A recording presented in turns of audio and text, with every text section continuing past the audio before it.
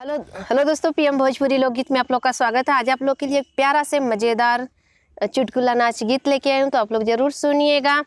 नेनुआ क सब्जी बनाए बलम मोर झगड़ा मचाए।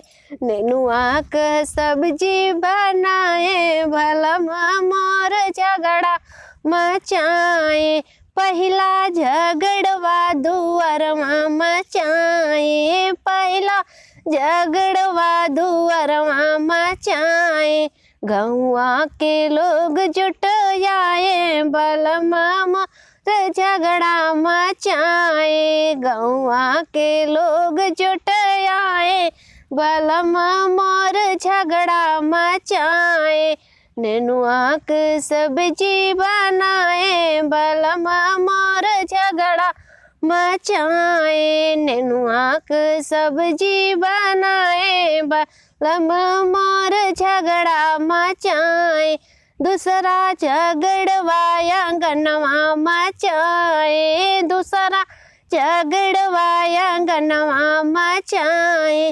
ले लाठी धमकावे बलम मोर झगड़ा मचावे। ले लाठी धमकावे बलम मोर झगड़ा मचावे। नेनुआ क सब्जी बनाए बलम मोर झगड़ा मचाए।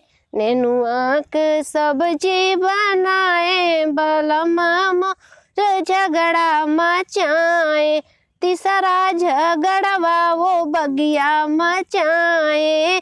तीसरा झगड़वा वो बगिया मचाए।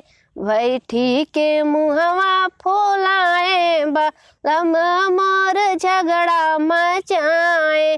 बैठी के मुहवा फुलाए बलम मोर झगड़ा मचाए।